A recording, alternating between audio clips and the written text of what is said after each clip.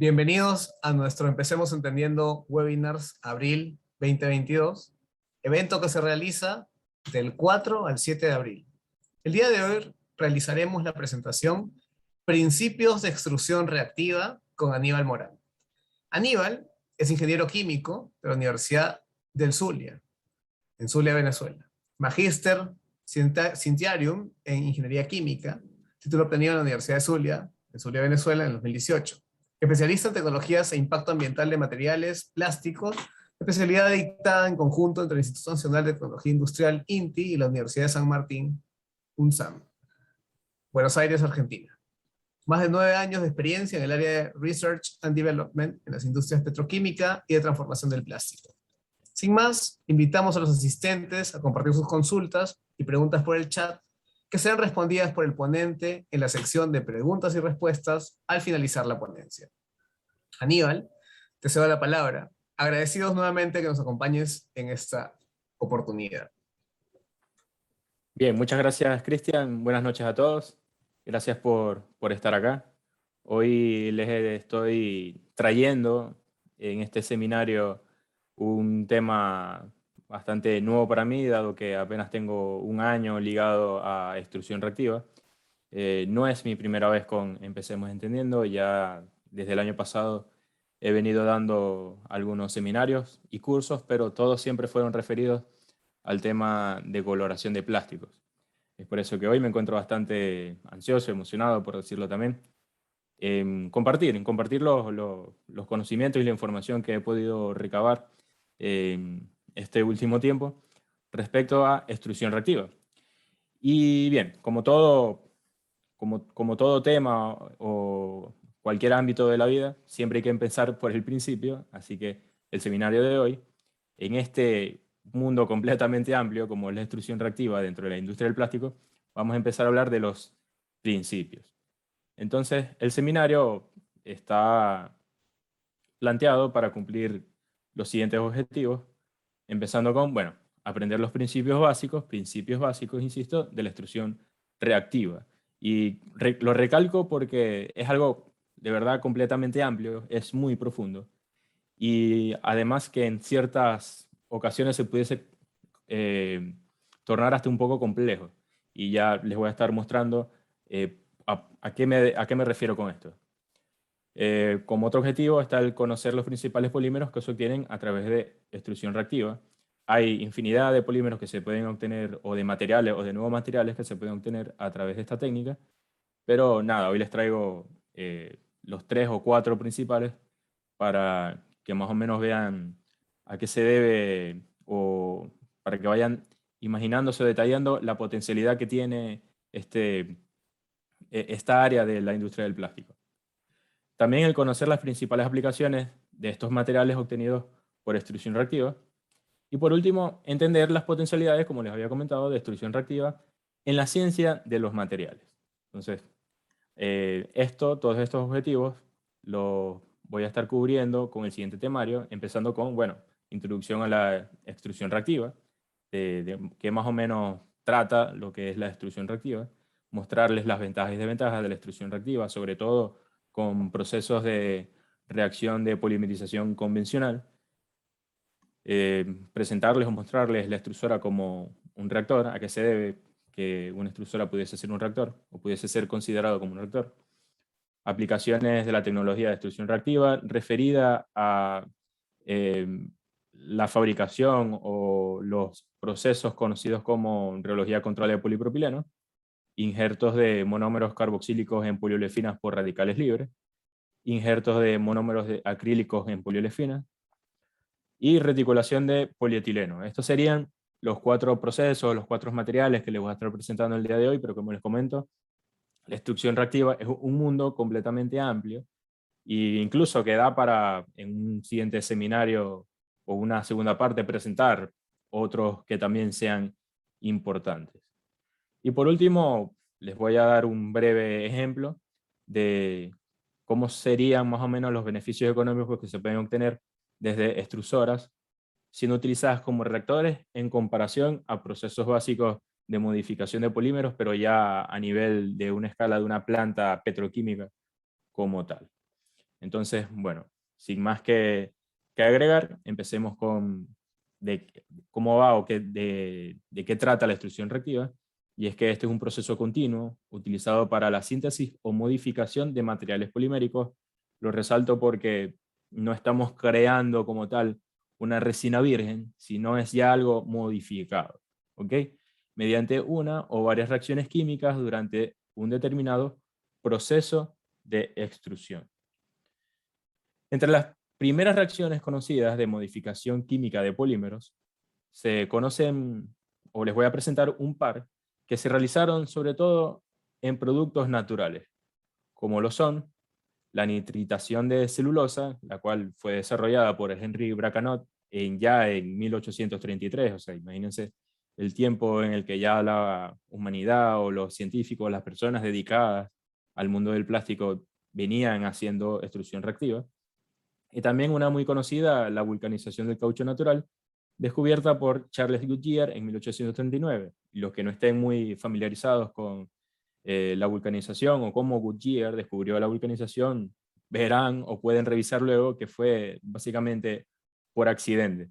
Él estaba en su laboratorio haciendo algunas mezclas, algunos ensayos, alguna síntesis, y sin querer tumbó algunos reactivos que al mezclarse en la mesada formaron un nuevo material que tenía unas propiedades bastante interesantes, y lo que luego Goodyear postula es que se debió a una vulcanización con lo cual él estaba trabajando, que era caucho natural. Entonces, estas como extrusiones reactivas muy célebres de hace mucho tiempo, pero bueno, algo para hablar de cosas más recientes, la reología de polipropileno, proceso del cual vamos a estar hablando el día de hoy, ya tiene más de 50 años produciéndose comercialmente.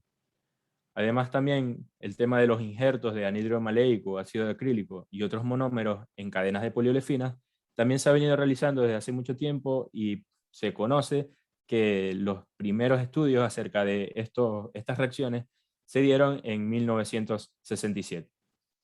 Y bueno, también la halogenación de poliolefinas, cuando hablamos de, por ejemplo, polietileno clorado, es por una cloración, o otras poliolefinas que se pueden, o materiales que se pueden dar a través de la bromación, y estos procesos de halogenación vienen desarrollándose o se desarrollaron como tal entre 1980 y 1983.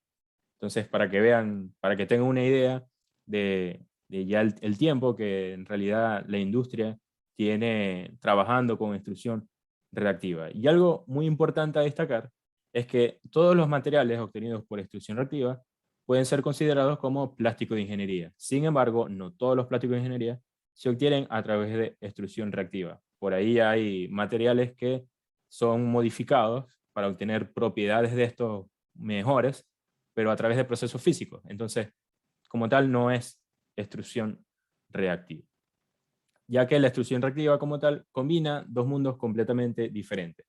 Como tal, la extrusión de plástico, con el cual, por supuesto, se pudiese obtener la modificación de cualquier material, dándose una transformación física de polímeros a través de presión y temperatura. Esto ya todos lo sabemos, no les estoy diciendo nada nuevo, mientras se mezclan con aditivos que son necesarios para alcanzar estas propiedades finales requeridas del producto ya plástico. Ya no hablaríamos de un material polimérico, sino de un producto plástico final. Pero esto también está unido con un área muy interesante como lo es la ingeniería de reacciones. En lo particular, durante lo que fue mi carrera como ingeniero químico, la ingeniería de reacciones fue algo bastante importante. De hecho, puede ser considerado como el corazón como tal de la carrera para un ingeniero químico. Entonces, como les estoy explicando, la extrusión reactiva es una mezcla de estos dos.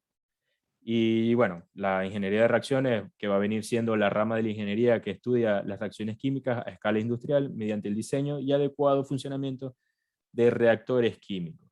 ¿Okay? Entonces, pero bueno, ¿por qué en realidad extrusión reactiva?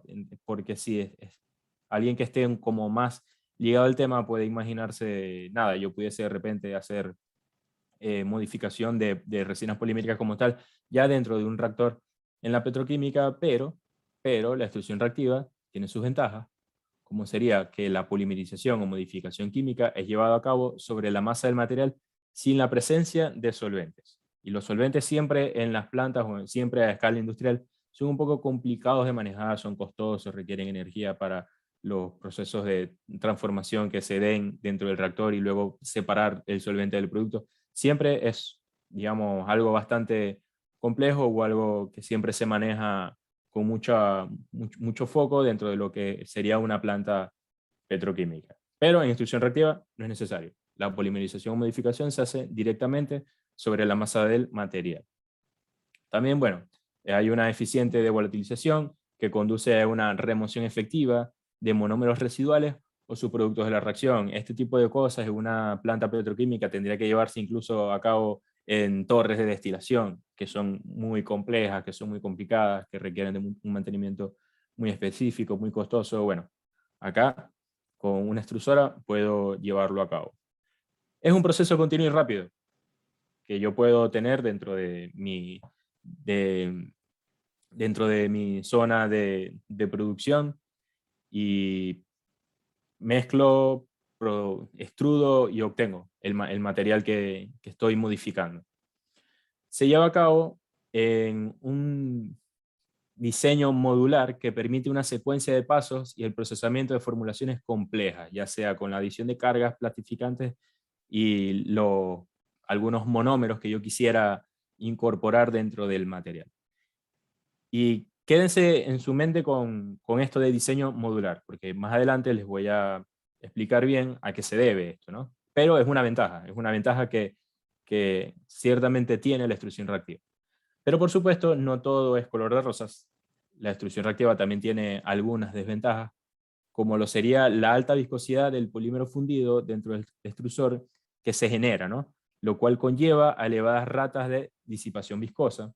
Los que no estén familiarizados con el término de disipación viscosa es básicamente el calor que se genera dentro de la masa del material cuando se está extrudando, debido a esos esfuerzos de corte que va recibiendo. Entonces, por supuesto, esto siempre es un problema, ya que esto puede traer como consecuencia el desarrollo de reacciones secundarias indeseadas, como por ejemplo degradación térmica, que sería, digamos, una reacción química que puede llevarse a cabo siempre en un proceso de extrusión sin que sea considerado como tal extrusión reactiva. Eso sería completamente normal, pero dado a los que les comento con esta desventaja, que la viscosidad del polímero fundido comienza a aumentar, sobre todo si estamos hablando de procesamiento de polietileno, esto puede conllevar a que este calor que se genera por disipación viscosa sea tal que se me generen otras reacciones que no son las que estoy buscando en un proceso de extrusión reactiva. Como otras desventajas serían que los tiempos de residencia dentro de la extrusión reactiva son, la verdad es que bastante cortos. Imagínense el tiempo de residencia que pueda pasar, que pueda tener el material entre la zona de sólidos hasta el cabezal. Esto hace que realmente la cantidad de reacciones que pueda llevar a cabo por extrusión reactiva se vea limitada, ¿ok? A pesar de que hay miles o cientos de materiales que se pueden obtener mediante este tipo de modificaciones, las reacciones como tal, o el tipo de reacciones como tal, se ven limitadas. Hoy les voy a presentar una lista, digamos, de las más importantes, pero más allá de eso no hay muchas más. Como les digo, se pueden obtener infinidad de materiales, pero básicamente siempre bajo los mismos principios, las mismas reacciones. Siempre existe una geometría compleja y fenómenos asociados como transferencia de masa y de energía, disipación viscosa, como les comentaba, grados de reacción, entre otros, que conducen a dificultades en el control del proceso. Sin embargo, esta desventaja siempre se va a ver en procesos de reacciones. En ingeniería de reacciones esto se estudia muy a fondo, todos estos fenómenos de transferencia, como les comento acá, de masa, de energía, de momento, y hace que el cálculo, o cuando uno quiera simular esto con software matemático, sea algo de verdad bastante complejo. Pero bueno, no, como les comentaba, no todo es color de rosa. Cuando uno logra o consigue manejar con bastante eh, exactitud o expertise este tipo de simulaciones, puedes lograr unos desarrollos de unos productos de verdad bastante buenos, con una calidad bastante importante y siempre reduciendo el costo, ¿no? Que es lo que realmente se buscaría con procesos de simulación. ¿Okay? Y el escalamiento de formulaciones complejas, desde el laboratorio hasta estructuras industriales, sigue siendo un desafío importante en este tipo de extrusiones. Es difícil, la verdad, simular lo que yo puedo obtener en equipos de laboratorio ya cuando me voy a un equipo un poco más grande, a un equipo de escala piloto, y luego de ahí dar el salto a un proceso industrial. Es difícil, pero no es imposible. Lo que sí es que se requiere, digamos, como mucha paciencia, mucho entendimiento y siempre tratar de mantener lo más controlado posible es el proceso de extrusión reactiva que se esté llevando a cabo. Entonces, como les había comentado antes, la extrusión reactiva es una unión entre dos mundos, en lo que sería la extrusión y la ingeniería de reacciones, y por supuesto, cuando hablamos de proceso industrial, de extrusión, hay involucrados líneas de extrusoras o líneas de extrusión convencionales, como esta que les muestro acá, que es una bastante básica, que tiene su tolo de alimentación, su canal de alimentación, caja de engranaje, sus zonas de extrusión como tal, filtros, criba, adaptador, cabezal, y ese tornillo sin fin que como les comentaba, que en un cálculo o en un diseño dentro de un paquete de software de simulación, siempre las especificaciones del tornillo van a ser muy importantes, ya sea el diámetro, el paso, el ángulo de los flancos, el ancho del canal, siempre van a ser interesantes de llevar a cabo, ¿no? Entonces, como les comento, se llevan a cabo procesos de extrusión como si fuese un proceso de extrusión normal, a diferencia de que, por supuesto, dentro del barril de la extrusora se está llevando a cabo una modificación del material que estoy extrudando dado a una reacción. Una reacción que va a pasar primero por su determinada zona de transporte de sólidos referente a los materiales que estoy alimentando, luego la zona de fusión y luego la zona de dosificación, como les comento, tal y cual un proceso de extrusión normal.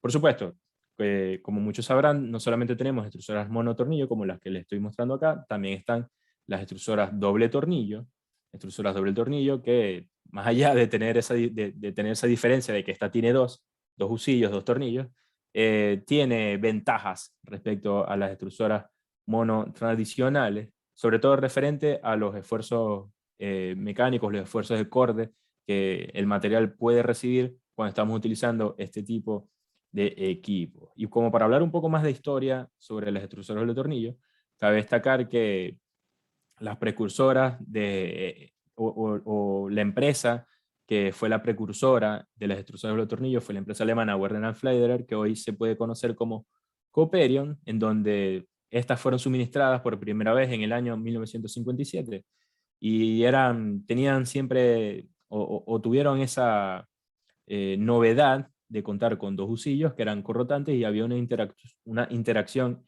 entre ellos. El diseño de estas máquinas fue llevado a cabo por un ingeniero mecánico y alemán llamado Rudolf Ermenger, y no sé si ya lo sabían, pero digamos, las extrusoras doble tornillos también se pueden conocer como ZSK, dado que es la abreviación de cómo estas se conocen en alemán. No me voy a animar a utilizar mi alemán durante el seminario, pero ya saben que ZSK significa extrusoras doble tornillo en alemán.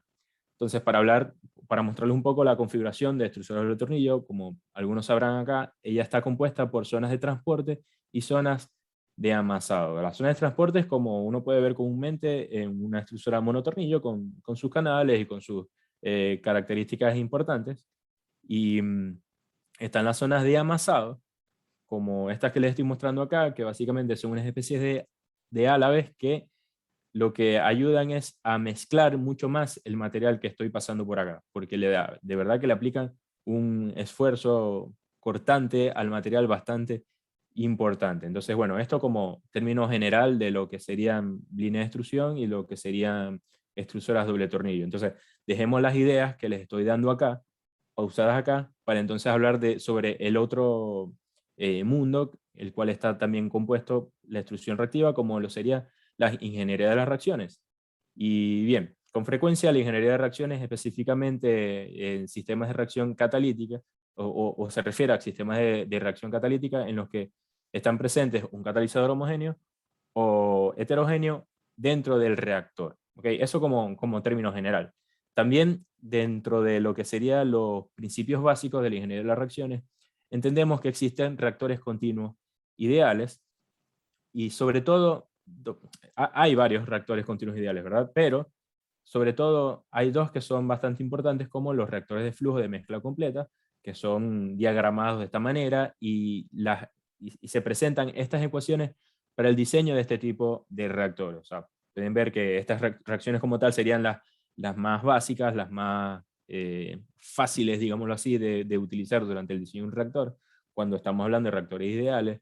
Pero por supuesto, todas estas ecuaciones comienzan a mezclarse con lo que les comentaba de los fenómenos de transporte que se dan dentro del reactor, y todo se comienza a poner mucho más complejo, sobre todo cuando luego voy y empiezo a meter reacciones de dimensionamiento, diseño de extrusoras, ¿no? Entonces, acá es cuando les comento que todo se empieza a complicar. Pero no solamente tenemos reactores de flujo de mezcla completa, también están los reactores de flujo en pistón, como les presento en este momento, que también tiene sus ecuaciones de diseño bastante específicas, bastante ligadas, y nada, lo que les quería traer era para que tuvieran más o menos una idea de de lo que compone, o de las ecuaciones en las cuales uno puede utilizar para el diseño de este tipo de equipos, sobre todo, bueno, lo más básico, porque ponerme a traer ecuaciones más complejas no sería la idea del curso, del seminario del día de hoy,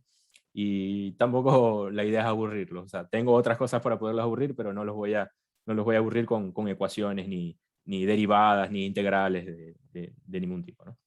Entonces, bueno, la extrusora como un reactor, aunque la extrusión reactiva puede utilizar tanto extrusoras monotornillo como doble tornillo, en los últimos años, sí, en los últimos tiempos, las investigaciones y también los procesos comerciales como tal de este tipo de materiales se llevan a cabo en extrusoras doble tornillo.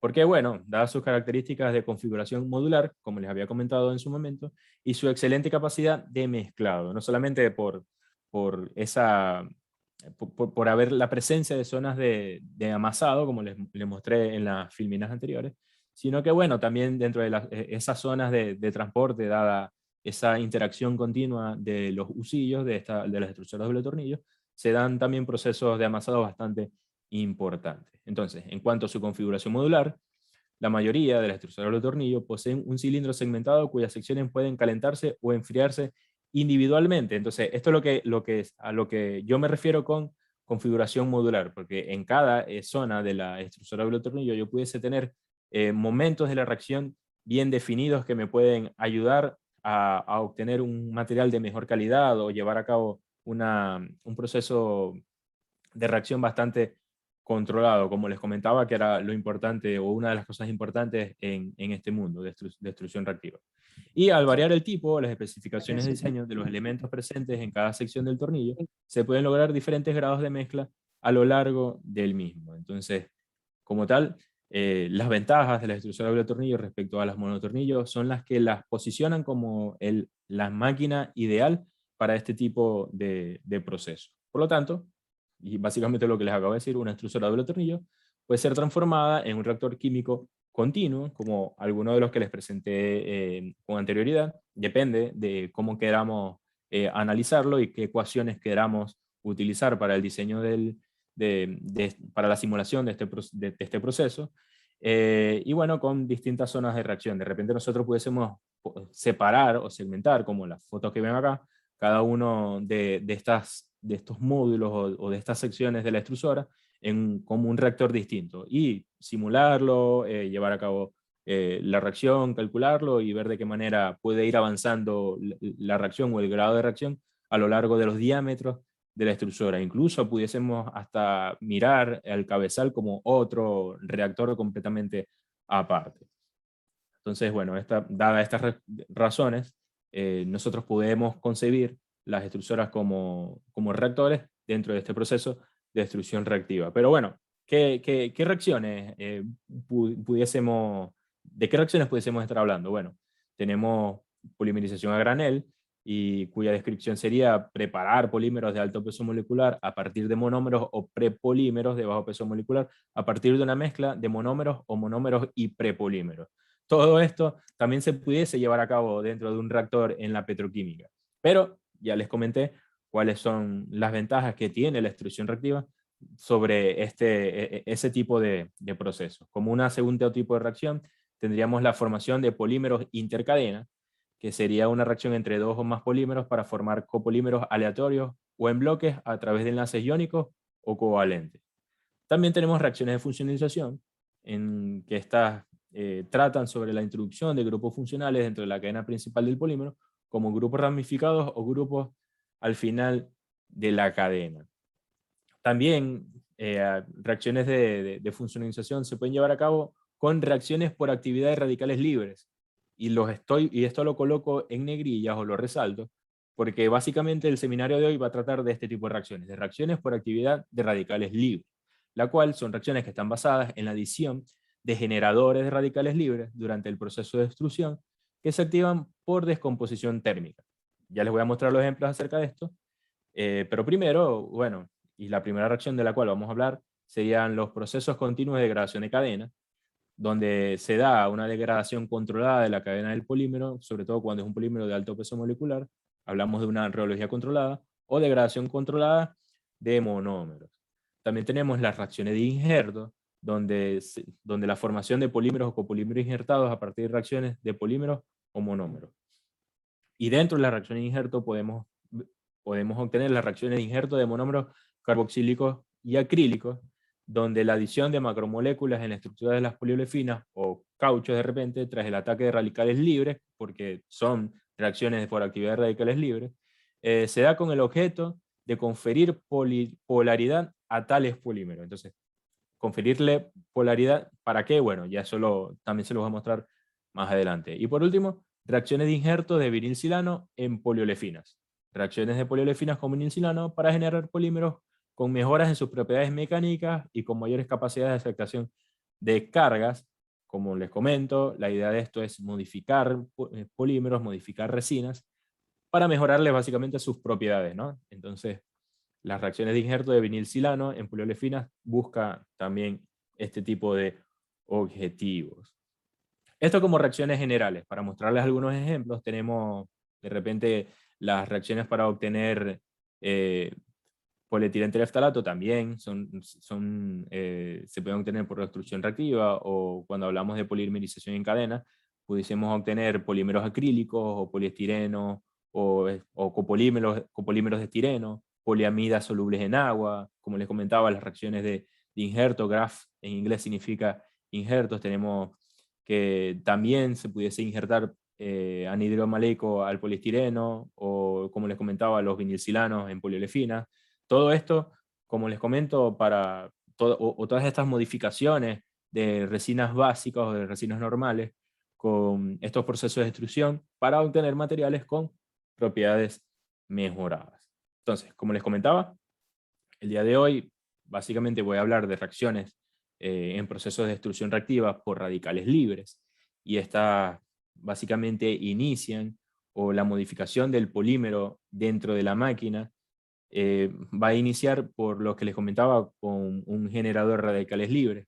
Pero cabe destacar que anteriormente este tipo de reacciones se buscaba realizar o se buscaba inducir vía mecanoquímica, que sería, bueno, utilizar esos altos esfuerzos de corte que puedo obtener en estos equipos para degradar el material y por consiguiente generar radicales libres que me pudiesen permitir llevar a cabo una reacción. ¿Okay? Entonces, a ver, cuando hablo de degradación, en realidad hablo de rupturas homolíticas que se dan en la cadena del polímero, como las que les puedo presentar a continuación, y el resultado de esto, como les comentaba, es la creación de radicales libres. Sin embargo, la mecanoquímica por sí sola no es lo suficientemente potente para la iniciación de reacciones de injerto por radicales libres, ni reacciones de degradación de reología, ¿no? Como les comentaba. Es por ello que la mayoría de las reacciones en extrusión reactiva por radicales libres se lleva a cabo con la adición de generadores de radicales libres. Y cuando hablamos de generadores de radicales libres, entran lo que son los peróxidos orgánicos, que se descomponen por activación térmica. Entonces, los peróxidos orgánicos como generadores radicales libres funcionan dado que son sustancias que contienen un enlace, que sería este enlace bivalente oxígeno-oxígeno, que es muy débil o es muy inestable. ¿Okay? Entonces, cuando estos compuestos químicos se ven calentados, sufren esta ruptura también, una ruptura homolítica de dicho enlace, formando lo que es ese radical libre, ¿no? Y nada, conocemos los radicales libres como especies altamente reactivas, dado que a los electrones no les gusta estar desapareados, y ese desapareamiento es el que se produce cuando se rompe el enlace. Entonces, como les comentaba, dentro de las reacciones por actividad de radicales libres o free radical reactivity, como se puede conocer en inglés, encontramos lo que son los procesos continuos de degradación de cadena, también las reacciones de injerto de monómeros carboxílicos y acrílicos, y las reacciones de injerto de vinilcilano en poliolefinas. Y para avanzar en el seminario, voy a comenzar con la primera, ya lo había comentado varias veces, reología controlada de polipropileno o CRPP. Y la idea de esto básicamente es obtener este polipropileno que se pudiese conseguir bajo una reacción Ziegler-Natta dentro de un reactor catalítico en la petroquímica. Y este tipo de materiales o resinas vírgenes son tienen la característica de poseer promedios de pesos moleculares muy elevados o distribuciones de pesos moleculares bastante anchas. Entonces, este comportamiento riológico del polipropileno es complicado y limita sus aplicaciones como material libre. Es por eso que entra en juego lo que es la degradación controlada de la masa molar y la polidispersidad, que básicamente es la modificación del comportamiento riológico del polipropileno para obtener materiales con características de procesamiento mejoradas. Este es el objetivo de la reología controlada del polipropileno. ¿Okay? Entonces, cuando hablamos de este tipo de mejoras, estamos realmente hablando de mejoras en sus características de procesamiento, ¿verdad? Entonces, lo que obtenemos es que las viscosidades y elasticidades más bajas que se consiguen bajo este procedimiento, lo que nos ayudan es a mejorar las propiedades de flujo del material dentro de los procesos de transformación. Y también mejorar el procesamiento respecto a velocidades más altas en la extrusión de fibras delgadas. O sea, el polipropileno es un material muy utilizado para la fabricación de fibras no tejidas que, bueno, tuvieron mucho auge, como comentario, ¿no? Tuvieron mucho auge con la fabricación de los tapabocas o los barbijos durante lo que ha sido toda la pandemia, ¿verdad?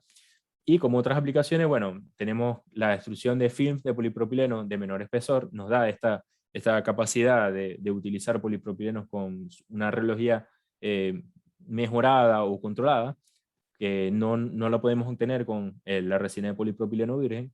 Y también la inyección de artículos con paredes más delgadas. El polipropileno es un material muy utilizado en los procesos de inyección, y en este caso, o con estos polipropilenos, con estas modificaciones, pudiésemos obtener artículos que por allí, con la resina virgen como tal, no lo vamos a poder obtener.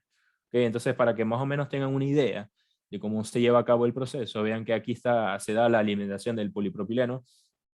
Puede ser homopolímero, de un peso molecular, bueno, como les comentaba, bastante alto, esa sería la idea.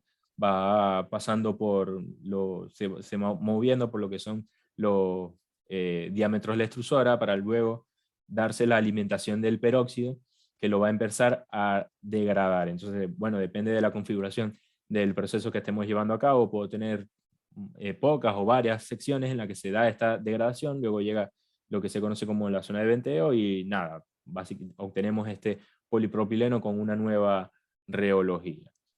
Entonces, o para mostrarles como tal cómo se lleva a cabo la reacción, lo primero que ocurre es la formación de los radicales libres que se obtienen desde el peróxido por la descomposición de este dada altas temperaturas, ¿verdad? Luego, estos radicales atacan la cadena del polipropileno, extrayendo preferiblemente átomos de hidrógeno de los carbonos terciarios. ¿Ok? Se da esta abstracción de estos hidrógenos, donde seguidamente se produce una escisión beta en el polipropileno, formándose un radical del polímero, generando cadenas cada vez más cortas. Para luego, estos radicales del polímero se terminen con lo que se conocen como reacciones de terminación por desproporción. ¿Okay? Entonces, el resultado de todo esto es un polipropileno con un peso molecular más bajo. Entonces, para que vean un poco sobre perfiles, cómo se va dando esa disminución del peso molecular a lo largo de la reacción, de la extrusora o de los diámetros de la extrusora, pero también yo pudiese obtener más o menos disminución de este peso molecular con concentración del peróxido. Entonces, ¿dónde? Mientras más alto sea el peróxido, más voy a degradar al material y mayor será esa caída en el peso molecular. ¿Ok? Entonces, bueno, esto respecto a lo que es rheología controlada de polipropileno. Tengan muy en cuenta que cuando yo adiciono acá el peróxido, estoy degradando al polipropileno, disminuyendo su peso molecular. Y les estoy comentando esto porque cuando hablemos de la interacción del peróxido con el polietileno, va a ocurrir un comportamiento contrario. ¿Ok? Entonces acá, dicho esto, podemos entrar a lo que son las reacciones de injerto de monómeros carboxílicos y, bueno, las poliolefinas son altamente hidrofóbicas. Por lo tanto, para ser mezclados con otros polímeros que presenten polaridad en su cadena, lo ideal es realizar la modificación de su estructura química con monómeros polares y así lograr mezclas compatibles, que sería más o menos el objetivo de este tipo de reacción. ¿De qué monómeros polares estamos hablando? Bueno, uno o el más importante en este procedimiento o en este proceso es el anhídrido maleico, ¿verdad? Como monómero carboxílico, pero también tenemos el ácido citracónico, el ácido itacónico también pudiese ser una opción, o el ácido fumárico, ¿ok? Estos son monómeros carboxílicos que pueden ser utilizados para este fin, pero el anhídrido maleico, dado su desempeño como alto aceptador de electrones, se ubica como el monómero carboxílico de mayor uso para la distribución de estos materiales por extrusión reactiva. Entonces, como pueden ver acá, la reacción es básicamente la misma. Lo que yo busco es mezclar el anhídrido maleico con un polímero donde el peróxido ya lo haya atacado y producir luego el injerto de este monómero, como lo pueden ver representado en esta imagen. Pero bien, para mostrarles un poco más específica, igual la reacción se lleva a cabo vía radicales libres por la adición de un peróxido orgánico como iniciador, que al descomponerse a altas temperaturas abstrae hidrógenos de la cadena de la poliolefina. Esto se puede realizar tanto en polietileno como en polipropileno, produciéndose el injerto del anhídrido maleico. Las etapas son básicamente las mismas, se da la descomposición del peróxido, se generan estos radicales libres que abstraen el hidrógeno de la cadena del polietileno o el polipropileno, de la poliolefina en cuestión, se da esa escisión beta para formar ese polímero radical, y en ese lugar donde se formó donde se presenta ese desapareamiento de electrones en la cadena del polímero, se da el injerto del anhídrido maleico o del radical de anhídrido maleico, que también se forma durante el proceso de la extrusión. Y bueno, con diferentes procesos o de reacciones de terminación, obtenemos finalmente esta poliolefina injertada con anhídrido maleico, que como pueden ver en el título, yo coloco acá PO, PO se refiere a poliolefina, G de graft o grafting, y anhídrido maleico es lo que representa, cuando ustedes vean este tipo de nomenclatura, es lo que representa una poliolefina con un injerto de anhídrido maleico. Por supuesto, si es en polietileno, lo que vamos a ver es PGAM, y si es un polipropileno, un PPGAM, ¿ok? Y lo que les estaba comentando, lo que les comenté con anterioridad, cuando llevamos a cabo este proceso de degradación en polipropileno, por supuesto, se da una degradación controlada, ¿sí? Una rheología controlada de la cadena, y luego se injerta, ¿ok? Pero cuando hablamos de polietileno, nosotros lo que estamos haciendo es también llevando a que el polietileno se entrecruce. Esto hace que su peso molecular aumente y que su viscosidad aumente. Entonces, básicamente estas son las diferencias en realizar este tipo de reacciones en polietilenos y en polipropilenos. Pero no solamente tenemos monómeros carboxílicos como el anhídrido maleico capaces de injertarse en las cadenas de poliolefina, también hablamos de monómeros acrílicos. Sin embargo, cabe destacar que el anhídrido maleico es como el más común, o es como el material más común en este caso. Y básicamente es lo mismo, se generan injertos en poliolefinas de monómeros acrílicos, como el ácido acrílico, el acrilato de etilo, el acrilato de butilo, el metilmetacrilato, etc. Hay otros monómeros acrílicos que también se pueden utilizar. Y la idea es lo mismo, darle polaridad a las estructuras químicas del polietileno o el polipropileno. Igual, en ambas poliolefinas Esto se puede realizar, es muy similar, es la degradación de la cadena de la poliolefina en presencia del monómero acrílico que se vaya a utilizar y generar ese injerto y así otorgarle esa polaridad a la cadena. El mismo principio que con el anhidro maleico se lleva a cabo vía radicales libres y se genera todo ese proceso de rupturas homolíticas en la cadena de la poliolefina para que se lleve a cabo el injerto. Por acá, lo importante de esto serían las aplicaciones que tienen estas poliolefinas injertadas, ya sean con anhidro maleico o con ácido acrílico. Cuando vean que luego de la G hay una doble A, es ácido acrílico. ¿Ok? Y dada esta polaridad que ahora tiene la cadena de la poliolefina, yo puedo generar modificación de impacto de polímeros, especialmente para poliamidas en aplicaciones automotrices e industriales, incluidas cubiertas de motor, colector de admisión de aire, gridas para cables, sujetadores, entre otras. Ahora les presento lo que para mí sería una aplicación sumamente importante, sobre todo en la industria de alimentos, y es utilizar este tipo de materiales en lo que se conoce como el adhesivo, en producción de empaques flexibles multicapas, como pueden ver en esta imagen. Probablemente muchos de ustedes estén ligados a la industria de alimentos en este sentido. Y básicamente les estoy diciendo cómo se obtienen este tipo de materiales o este tipo de adhesivos. Claro, no todos los adhesivos son obtenidos por extrusión reactiva. Hay unos adhesivos que son no reactivos que también funcionan como adhesivos, pero bueno, estos son muy utilizados, lo que son las poliolefinas con injertos o de anhidro maleico, o de ácido acrílico, o de cualquier monómero acrílico. ¿Okay? Entonces, como para hablar un poco, entre una variedad de materiales, incluido el alcohol etilvinílico o la poliamida, que son materiales que se utilizan como materiales barrera en los empaques flexibles para alimentos, en procesos de coextrusión, que incluyen película soplada, película lámina fundida, moldeado por soplado, termoformado en fase sólida y fundida, láminas y tubos. Entonces, este tipo de materiales son muy utilizados como la capa adhesiva entre el polímero que estoy utilizando en la capa externa y ese material barrera que yo coloco en esa configuración de empaque flexible para proteger a mi alimento de lo que es la humedad y el oxígeno.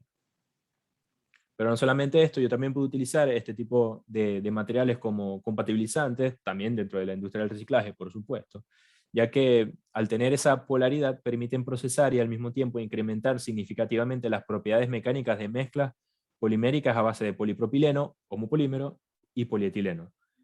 Hago la salvedad de homopolímero porque cuando hablamos de polipropileno copolímeros con propileno etileno hay cierta miscibilidad con el polietileno, así que como tal no tiene sentido, tiene que ser homopolímero como para tener materiales que no son miscibles y que lo van a hacer o que se van a compatibilizar cuando yo utilizo este tipo de materiales. ¿Ok? Entonces, para darles un ejemplo de un artículo técnico que estuve revisando al momento de preparar el seminario, vean estas imágenes con microscopía electrónica de barrido, y las imágenes de arriba serían mezclas de polietileno de alta densidad y polipropileno homopolímero. Sin el compatibilizante, vean que se generan zonas específicas de cada uno de estos materiales porque no se mezclan entre sí. Es un material bastante heterogéneo y cuando quiera someterlo a esfuerzos mecánicos voy a obtener rupturas dado que no son compatibles como tal. Entonces realmente no estoy obteniendo un material con una buena calidad. Pero cuando cuando hago esta mezcla en presencia de un compatibilizante, sí tengo esa miscibilidad entre ellos. Entonces, a esto me refiero con que este tipo de materiales modificados pueden ser utilizados para el reciclaje, dado que si yo en un proceso de reciclaje de plásticos no hago una adecuada separación, voy a tener ligados polipropilenos con polietilenos, con poliestirenos, con polietileno tereftalato, que no son miscibles entre sí. Y por supuesto, dependiendo igual de la calidad de la separación, por mucho compatibilizante que coloque, no estoy logrando nada. Además que colocar mucho compatibilizante tampoco tiene mucho sentido porque le estoy aumentando el costo de producción de ese nuevo material que quiero conseguir a través del reciclaje. Entonces esto como una de las aplicaciones también muy importantes, pero también como agentes de acoplamiento, y cuando me refiero a agentes de acoplamiento son aditivos que se utilizan para una buena dispersión de fibras de vidrio en compuestos que lleven fibra de vidrio, ¿no? Tienen esa capacidad de aceptar más cantidad de fibra de vidrio y de poderlas dispersar de una manera más óptima para tener un material con una buena calidad. Pero también me sirven para poder aceptar o recibir cargas de origen vegetal como harinas de madera para el sector de compuestos de madera plástica o WPC, y también me ayudan a dispersar de una buena manera las cargas inorgánicas que se encuentran en compuestos utilizados en sectores de cables ignífugos o HFFR, que significan halogen free flow retardant, o que son unos materiales resistentes o supresores de fuegos cuando los utilizo como aislantes de cables. Entonces, es muy importante que estos estén dentro de la fórmula de ese material utilizado para el aislamiento de cables. Entonces, estas como tal serían las aplicaciones muy importantes de este tipo de materiales modificados o con una modificación en su estructura química dada la extrusión reactiva. Y por último, también les quería mostrar lo que es el polietileno entrecruzado. En cuanto a nomenclaturas, uno puede conseguirlo como XLPE y PEX. El XLPE se refiere a polietileno entrecruzado utilizado para cables, y el PEX para polietileno entrecruzado utilizado para tubing o tuberías. ¿Okay? Eso como para que lo tengan en cuenta. Entonces, el entrecruzamiento del polietileno es un tema de interés que ha emergido dada la necesidad de cumplir con requerimientos en algunas aplicaciones donde el polietileno por sí solo, como resina virgen, no logra alcanzar. Y es que miren los cambios que se generan dentro de las propiedades del polietileno cuando este es entrecruzado. Y vemos cómo el índice de fluidez decrece, por lo que les comentaba, cuando yo entrecruzo el polietileno, lo que estoy también haciendo es disminuyendo su capacidad de fluir o su fluidez. ¿Okay? Cuando hablamos de la densidad no vemos cambios. Cuando hablamos del peso molecular, como les comentaba, se incrementa de forma significativa, pero lo que son algunas propiedades mecánicas pueden caer, otras pueden aumentar, y sobre todo sus resistencias químicas que se ven bastante mejoradas, o sus resistencias a la temperatura que también se ven bastante mejoradas. Y cuando hablamos de resistencia a la temperatura, esta característica como tal es lo que le permite tener esa aplicación dentro de la industria del wire and cable, ya sea en aplicaciones de bajo, medio o alto voltaje, como material aislante del cable, porque estos cables pueden verse sometidos a temperaturas que superan los 150 grados. Entonces, ya cuando tenemos temperaturas por encima de 150 grados, que están bastante por encima del punto de fusión del polietileno, no puedo utilizar polietileno común, una resina virgen, para esta aplicación, porque se me va a fundir y se me va a dañar todo el cable, y puedo tener de verdad una situación bastante incómoda, bastante peligrosa, cuando la aislación del cable se ve afectada. Pero no solamente en wire and cable, también puedo utilizar polietileno entrecruzado para fabricar contenedores o tanques para químicos. ¿Por qué? Porque bueno, el polietileno entrecruzado tiene esa mejora en su resistencia química respecto a la resina virgen. También lo puedo utilizar para tubing o tuberías, donde voy a tener el paso de fluidos con altas temperaturas. Por lo mismo, por esas resistencias a temperaturas que tiene el polietileno entrecruzado. Y también puedo utilizarlo dentro de lo que sería la fabricación de prótesis. Hay algunas aplicaciones en las que el polietileno tiene compatibilidad con el organismo, y al ser entrecruzado tiene esas resistencias que no va a tener la resina virgen, y por la cual no puede ser utilizado en esta aplicación. Entonces, acá les muestro para que vean de forma más micro cómo se dan esos puntos de entrecruzamiento entre las cadenas del polietileno. Cabe destacar, si lo pueden ver acá en la descripción, habla de qué trata cada una de los colores de la zona. Básicamente las rayas son las zonas cristalinas, las que vemos en color azul serían las paralelas, y las que vemos en zona roja serían las perpendiculares al eje, simplemente para que más o menos vean cómo se puede orientar las zonas cristalinas dentro del polietileno, que es un material semicristalino porque tiene zonas cristalinas y zonas amorfas. como pueden ver, o una de las características que pueden ver, es que los entrecruzamientos se dan en las zonas amorfas, no se dan en las zonas cristalinas. Y por supuesto, los entrecruzamientos se dan cuando el polímero está fundido, o sea, se generan cuando el polímero está fundido. Es decir, que cuando yo a la resina virgen la entrecruzo, también lo que estoy logrando, además de disminuir su fluidez, estoy disminuyendo su cristalinidad. ¿Okay? Eso como para tenerlo en cuenta como cambios que ocurren también dentro de la estructura del material. También lo podemos ver de esta forma. De esta forma vemos los puntos de reticulación y la razón por la cual las propiedades de esta resina se ven alteradas. Hablando de métodos de entrecruzamiento del polietileno tenemos varios métodos de entrecruzamiento, como serían por radiación, por azocompuestos, por la adición de peróxidos, e injertos de alcoxicilanos hidrolizables insaturados. Todas esas palabras complicadas las coloco o las resalto, porque este sería el método más utilizado para el desarrollo de polietileno entrecruzado, no solamente de XLP, que como les comentaba es básicamente la nomenclatura que ciertas normas internacionales le otorgan a este material cuando es utilizado en aislamiento para cables, pero también para PEX.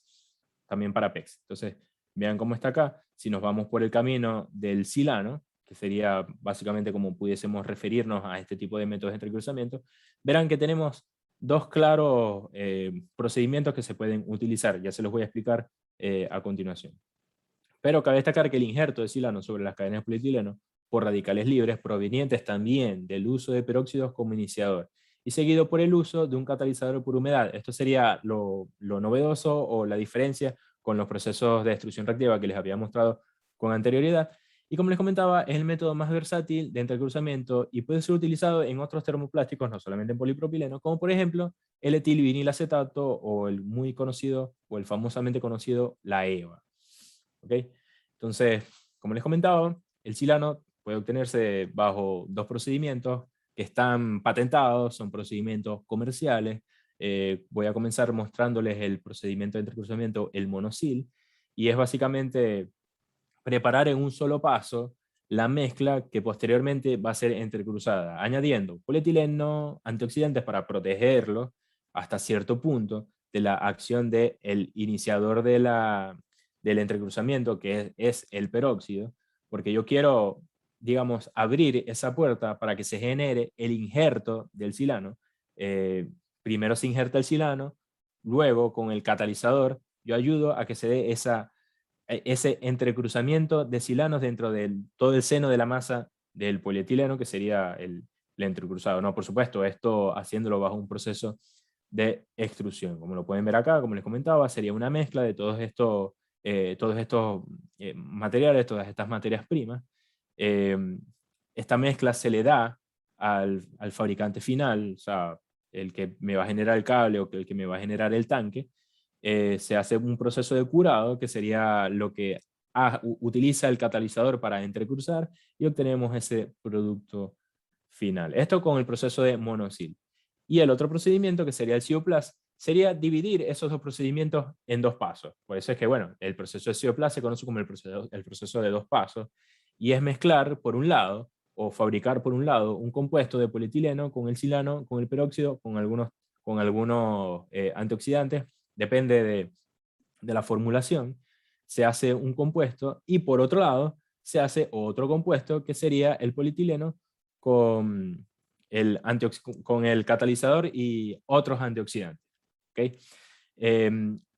El compuesto en el que va a estar el silano como tal se llama o se conoce como el polietileno entrecruzable, que ya tiene los injertos del silano, y que al mezclarse en una extrusora con este catalizador, en realidad cuando hablamos del compuesto del catalizador estamos hablando de un concentrado del catalizador. Por eso es que pueden ver acá o pueden leer acá master batch de catalizador. Hago esa mezcla en la extrusión, lo va a hacer la persona que va a generar ese producto plástico final, y luego, posterior a eso, lo someto a ese entrecruzamiento bajo ciertas condiciones de temperatura y humedad para obtener un producto final bajo el proceso de CO+, ¿okay? De entrecruzamiento bajo el proceso CO+. Como les comentaba, es un proceso de dos etapas. La etapa la primera etapa sería la producción de ambos compuestos, el compuesto A, polietileno entrecruzable con compuesto B, concentrado de catalizador, y mezclarlo en una extrusora, como por ejemplo el caso que les muestro acá sería una extrusora que está generando un cable o que está aislando un cable.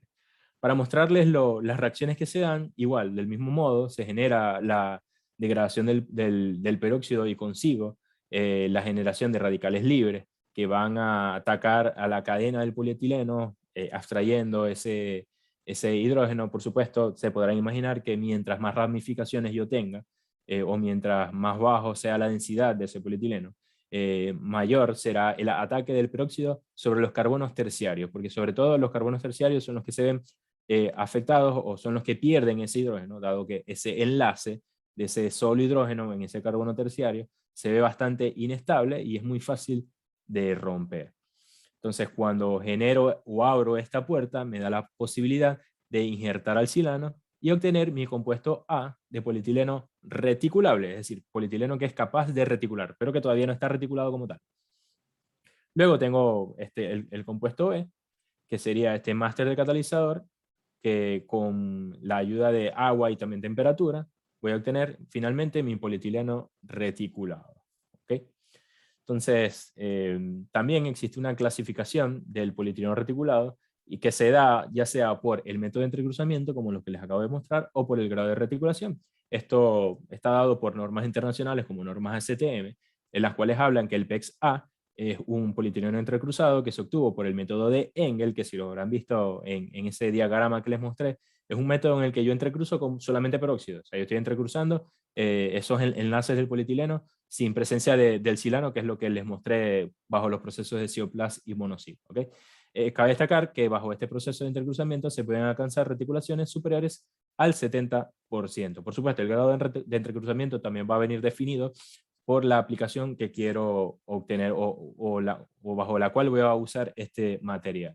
También tengo el PEX-B, que sería el polietileno entrecruzado que obtengo bajo también llamado el método de cura por humedad, porque es el catalizador que estoy utilizando para entrecruzar ese polietileno entrecruzable que ya tiene los injertos del silano, lo hace en una mejor forma con la humedad del ambiente, no solamente de temperatura, también con humedad del ambiente. Yo obtengo este tipo de enlaces, que serían los carbonos del polietileno con ese átomo de sílice que me es aportado por el silano, un puente con oxígeno, silano y otra vez átomos de carbono. Bajo estos procedimientos se pueden obtener reticulaciones superiores al 65%. Y también tengo el PEX-C, que ya se obtiene con... o sea, se obtiene bajo el proceso se me fue el nombre, pero es de radiación, o tengo el nombre, es beam radiation, pero bueno, yo con esto obtengo reticulaciones mayores del 60%. Como verán, las diferencias en cuanto a los grados de reticulación oscila entre los 5 grados, pero bueno, 5 grados de diferencia en la reticulación cambia bastante las propiedades del material como tal. Entonces, esta es la clasificación, PEX-A, PEX-B, PEX-C, y como les comentaba, depende no solamente del método de entrecruzamiento que estoy utilizando, sino también del grado de reticulación final que voy a obtener. Y bueno, ya para irle dando cierre al seminario, les quería mostrar un ejemplo de beneficios económicos que se pueden obtener utilizando extrusoras como reactores. El ejemplo que les traigo el día de hoy lo conseguí o lo saqué del libro de Reactive Extrusion, que sería Reactive Extrusion Principles and Practice, que sería como la Biblia, por decirlo de alguna manera, o el libro más citado o más utilizado cuando se quiere consultar bibliografía para este tipo de procesos de extrusión reactiva. Entonces, ¿de qué trata el ejercicio? Bueno, es básicamente de comparar una reacción en solución normal en una planta petroquímica versus la misma reacción de modificación bajo bajo una reacción en una extrusora. Entonces, esa sería la premisa, una reacción genérica de modificación de polímeros. Digamos que en el proceso industrial, este polímero se maneja en un solvente que generaría una solución del 15% en peso del polímero y podemos hablar de que estamos generando o estamos produciendo bajo una capacidad de 20 millones de 20 millones de libras al año, ¿ok? 20 millones de libras al año, ese es el cálculo que hace. Entonces me da este diagrama, lo que está encerrado sería la planta como tal, donde hay tanques para disolver el polímero en el solvente, hay un reactor, esto sería un reactor de flujo de mezcla completa, como el que les mostré cuando les hablé sobre ingeniería de reacciones. Comenzamos a conseguir equipos que comienzan a volatilizar el solvente, luego ese solvente ya volatilizado se dirige hacia trenes de destilación, que como les comentaba son completamente complejos de manejar, mantenimiento, cualquier error en el control de la operación de estos destiladores puede ser fatal, se pueden romper platos de destilación, bueno, la verdad es que es bastante engorroso cuando se tiene que utilizar para producir toneladas sobre toneladas como en las plantas petroquímicas normales, pues por supuesto se utilizan, son equipos de operaciones unitarias que se necesitan para llevar a cabo estos procesos grandes de producción o de síntesis. ¿Okay? Luego tenemos ese polímero formando un slurry, el cual tengo que secar y luego pasar por una extrusora, peletizar y obtener el producto. Todo eso yo lo puedo simplificar bajo un reactor en extrusión reactiva. Por supuesto, como les comentaba, no siempre es la igualación o no siempre puedo hacer la sustitución del proceso petroquímico con un reactor. Las reacciones en extrusión reactiva se ven limitadas de gran manera por el tiempo de residencia que tiene el material durante toda la extrusión como tal. Bueno, pero dicho esto, como estamos hablando en términos económicos, sería presentarles las diferencias que los autores del libro señalan o asumen o calculan, empezando por, bueno, diferencias de gastos de energía. Ellos calculan más o menos $140.000 al año.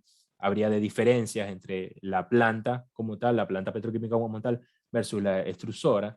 Luego tengo gastos de agitación y bombeo bajo todos esos procesos que les mostré, que pudiesen oscilar o se pudiesen resumir en $14.000 al año. Luego tengo gastos de mantenimiento elevadísimos, porque estamos hablando de una planta petroquímica como tal, que puede oscilar o que puede llegar a ser $500.000 al año. Luego gastos de personal operativo, ingenieros, personal de producción, el mismo personal de mantenimiento, si queremos incluir los salarios del personal de mantenimiento aparte. Luego, pérdidas del solvente. No, los procesos de separación del solvente no son ideales, siempre tengo ciertas pérdidas, ciertas evaporaciones, y cuando tengo que reponer nuevo material o comprar esta materia prima, que claro, es un sistema cerrado, pero no es ideal, hay pérdidas. El reponerlo al año puede implicar un gasto de $300.000 al año, para un total de $1.350.000 de diferencias económicas de gastos entre un proceso de producción en una petroquímica versus extrusión en un reactor. Versus extrusión reactiva utilizando simplemente un reactor. Entonces, como conclusión, el subtotal de $1.354.000 al año, excluyendo cargos de bienes raíces, porque no fue incluido en el cálculo, da como resultado un ahorro de costos de fabricación en sitios de 6.8 centavos por libra, para la capacidad de 20 millones de libras al año, que fue utilizada como la premisa.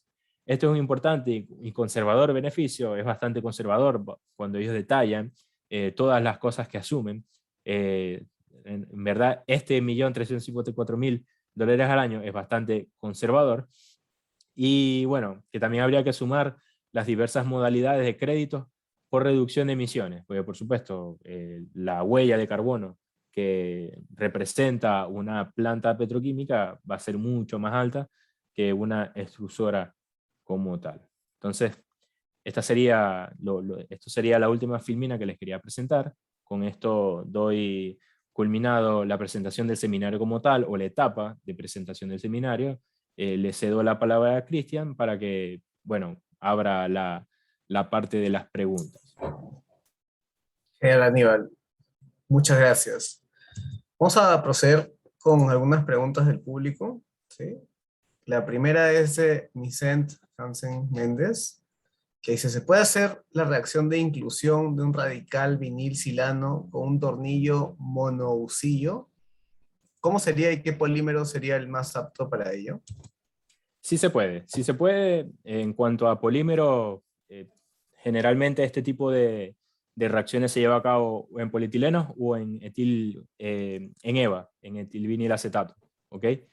Eh, el tema serían las diferencias en cuanto a la eficiencia del injerto que yo obtengo en un monotornillo versus el que obtengo en un doble tornillo, donde tengo esfuerzos de corte lo suficientemente elevados para no solamente aperturar de forma más significativa esas puertas, como yo lo llamo, de injerto del silano en la cadena del polietileno, sino que, bueno, también me distribuyen de mejor manera esos puntos de entrecruzamiento que se generan dentro del seno del polietileno. Y por supuesto, todo eso se traduce en que voy a obtener un material con mejores propiedades versus, versus el fabricado en una extrusora montón tornillo. Por ahí de repente, si yo quisiera alcanzar los grados de reticulación que obtengo en una doble tornillo, tendría que agregar un poco más de silano, ¿okay? Que sería el reactivo como tal en este caso. No meternos con el peróxido, porque recuerden que el peróxido está degradando el material, ¿ok? Y cuando hablamos de degradar el material en polietileno, yo genero estos entrecruzamientos, ya no entrecruzamientos con silano, sino entrecruzamientos que son formaciones de enlaces covalentes entre los carbonos, estos carbonos terciarios que antes eran radicales, bueno, forman esos puntos de entrecruzamiento que también tratan o hablo de formaciones de geles, y estos geles, cuando están presentes en el aislamiento de un cable, son puntos en los cuales se pueden generar fugas de corriente que van a terminar dañando el cable. Entonces, yo no quiero que hayan geles, yo quiero que hayan entrecruzamientos con silano, porque es quien le da las propiedades mecánicas al material, o esas propiedades de resistencia a la temperatura, pero no quiero geles, no quiero entrecruzamientos solos Excelente, del polietileno. ¿Okay? excelente, Aníbal, gracias. Dos preguntas de Luis L. Dice, al tener presencia de peróxido, ¿qué riesgo existe de oxidación con el paso del tiempo en el polipropileno? Ok, claro, en el polipropileno que se siga degradando el material. Por eso es que es reología controlada. O sea, es controlarlo. Llega un momento en el que tengo que pararlo. ¿Ok? Por eso es que hay algunas etapas o algunos procedimientos en que se da una inyección directa de antioxidante, o simplemente tengo de partida un antioxidante que compite con el peróxido en cuanto a degradar o no el material, en donde el peróxido degradaría en cierto punto al antioxidante para él poder proteger a la cadena del polipropileno. Pero hay que tener cuidado con esto, porque evidentemente es como un gasto innecesario agregar antioxidante para frenar al peróxido que yo tengo allí para que precisamente degrade al material. ¿Ok? Entonces, por eso es reología controlada, tengo que controlarlo. Entonces, en algunos puntos inyecto antioxidante cuando quiera parar la reacción, pero de repente también tengo que, de partida, ir con un antioxidante secundario para que el mismo proceso no me degrade como tal el material, o no me lo degrade de Y, más. ¿Ok? y Una aquí reología una controlada. pregunta complementaria de Luis también. Dice, ¿qué requerimientos debe cumplir los usillos, cilindro y herramientas al haber una reacción presente? O herramientales, dice, herramientas. ¿No? Sí. Sí, yo puedo trabajar con usillos, con zonas de transporte, con completamente zonas de transporte, puedo utilizar usillos que tengan ciertos puntos de amasado o algunas zonas que sean mezclas. Recuerden que cada uno de estos módulos van a comportarse como un reactor. Entonces, en función de las características o de la geometría que tenga el usillo en determinada zona, yo voy a obtener un grado de reacción distinto. Entonces, claro, básicamente de esto trata el diseño, de cuando antes de comenzar a generar la reacción, yo debería, o sería lo ideal, poderlo simular. Y esa configuración básicamente la da la persona en función de lo que quiere obtener. Por supuesto, yo puedo ir a un lugar que diseñe y fabrique extrusoras para este fin, que es lo que me va a cobrar, básicamente. O sea, ese know-how de cómo llevar a cabo determinada extrusión o determinado proceso de extrusión reactiva con su equipo. Entonces yo pudiese irme a un lugar donde venden extrusoras específicas para polietileno entrecruzado, para cioplaz o monosil, depende. De hecho, no son básicamente las mismas extrusoras. Tienen diferencias en el diseño, sobre todo en el diseño de estos módulos o de estas zonas dentro de lo que es dentro del tornillo, ¿ok? Entonces, va a depender de lo que quiero, va a depender de lo que necesito. Hay mucha bibliografía para el diseño como tal de un husillo para este tipo de aplicaciones, pero bueno, depende, no es siempre lo mismo, no es un ABC, depende, y cada productor de extrusora tiene su diseño o configuración que puede distar de su competencia, ¿no? Para Excelente. para la misma producción del mismo material. Bien, Aníbal. Y Antonio nos pregunta, ¿hay diferencias entre el entrecruzamiento del PVD, que es polimerizado vía iniciadores peróxidos, y el PELBD, que es polimerizado vía catálisis Ziegler-Natta? No estoy entendiendo muy bien la pregunta, o sea, el PLBD es polietileno lineal de baja densidad. Un polietileno lineal de baja densidad que yo Se tengo la bajo catálisis Ziegler-Natta, pero es una resina virgen. De voy repente a la tratar de pregunta... compartir. Ajá. Comparto la pantalla así. Aquí está la pregunta del lado derecho. El entrecruzamiento del polietileno es igual si es polietileno de baja densidad o polietileno lineal de baja densidad, ya que este último es vía Ziegler-Natta. Hay diferencias entre el entrecruzamiento del polietileno de baja densidad, que es polimerizado vía iniciadores peróxidos, y el polietileno lineal de baja densidad, que es polimerizado vía catálisis Ziegler-Natta. Ok, perfecto, Antonio, ya entiendo tu pregunta. Dentro de la petroquímica, yo obtengo polietileno de baja densidad en reactores bajo muy altas presiones, utilizando peróxidos como iniciadores. ¿Ok? Pero, ¿qué es lo que ocurre? Que en el diseño de esa reacción, yo estoy obteniendo un polietileno de baja densidad con una estructura ya definida, que cuando sale del reactor es lo que yo quise obtener, es decir, su índice de fluidez o su densidad definida. Ahí no estoy como tal induciendo a una extrusión posterior reactiva, que sería en realidad la idea, o sea, modificar ese material que obtengo luego de la extrusión. Y por supuesto el polietileno lineal de baja densidad, que yo puedo obtener vía Ziegler-Natta, es uno. También puedo obtenerlo con metalocenos, que sería un proceso de reacción catalítica dentro de la petroquímica completamente distinto, que me da, ya es el mismo polietileno lineal de baja densidad, pero con, por ejemplo, distribuciones de pesos moleculares distintas. Entonces, ¿qué es lo que ocurre? Que con catálisis Ziegler-Natta yo obtengo polietilenos lineales de baja densidad con distribuciones de pesos moleculares más amplias, que básicamente lo que me estás diciendo es que tengo cadenas más cortas que cuando el material cristaliza me permiten tener zonas de cristalinas más amplias. Entonces, lo ideal siempre es como que buscar polietilenos con distribuciones de pesos moleculares que sean más angostas para que no haya tanta cristalinidad, porque la cristalinidad, como les mostré en la imagen, en esa imagen tridimensional, como que limita el acceso del peróxido y posteriormente el acceso del injerto.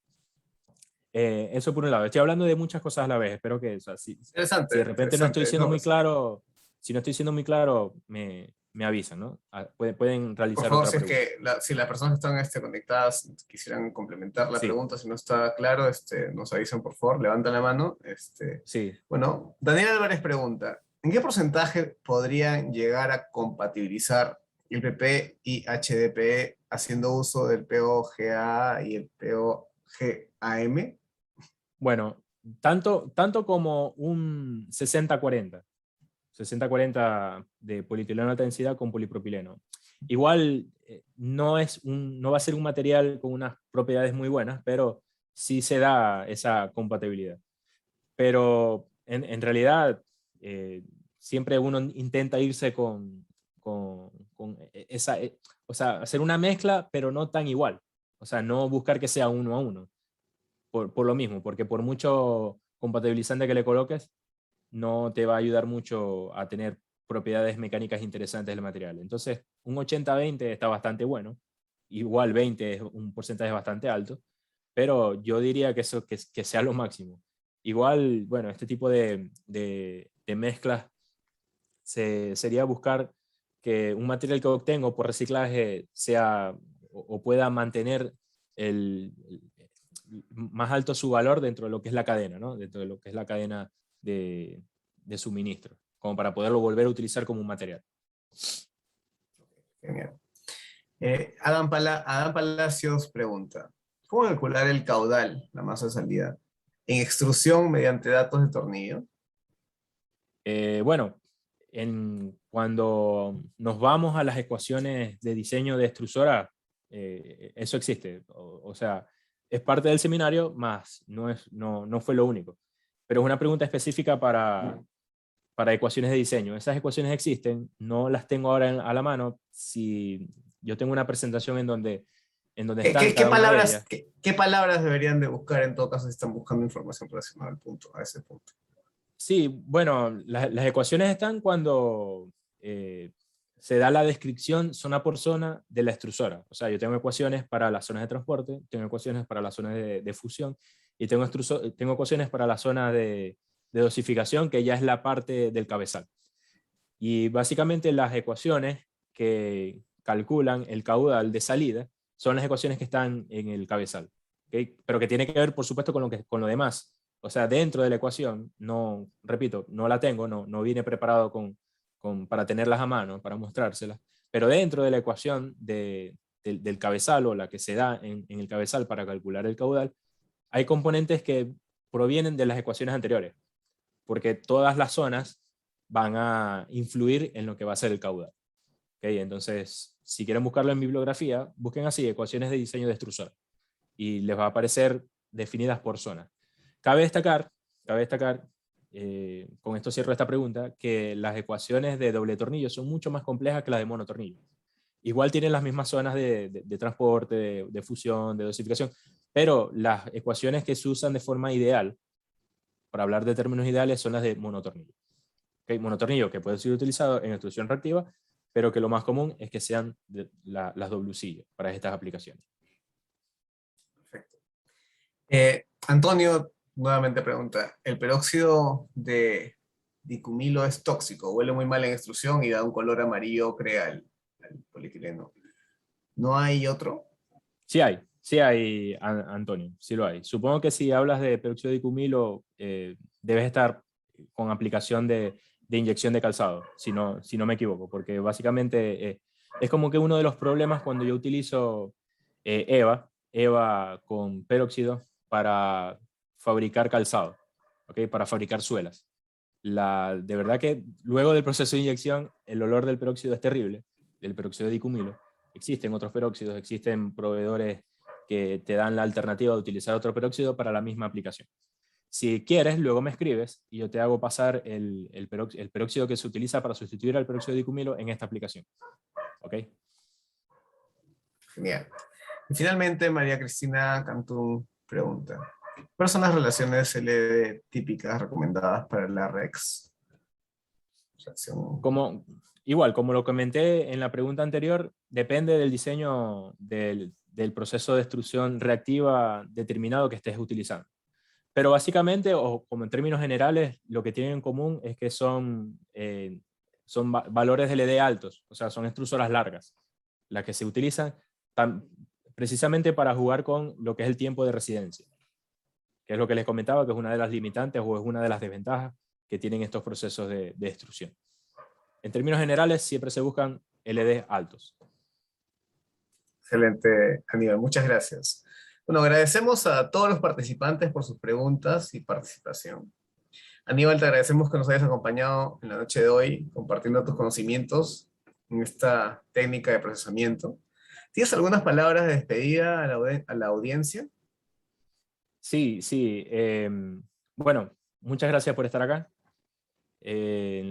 Como les comentaba, esto es un camino nuevo que voy a estar transcurriendo como profesional.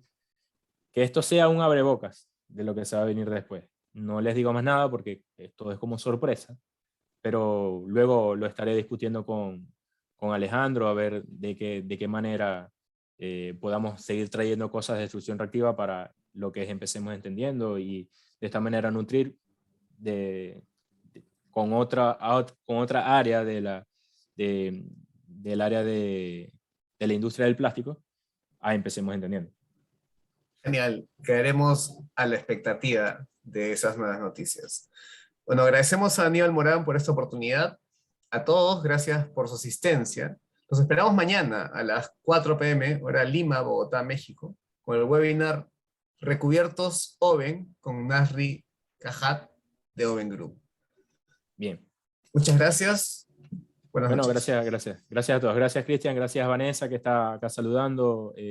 Antonio, gracias. Y no dudes en luego escribirme y yo te indico cuál es el próxido. Es un peróxido orgánico igual, pero que no, Dejemos no quizá desprende tus datos de contacto sí. nuevamente, Aníbal, si te parece. Al final de la... Compartamos Sí. acá en la pantalla unos segundos antes de cerrar.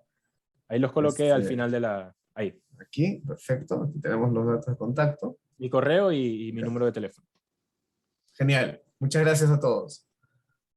Gracias, Cristian. Gracias a todos. Buenas noches. Hasta luego. Buenas noches. Saludos, Alejandro.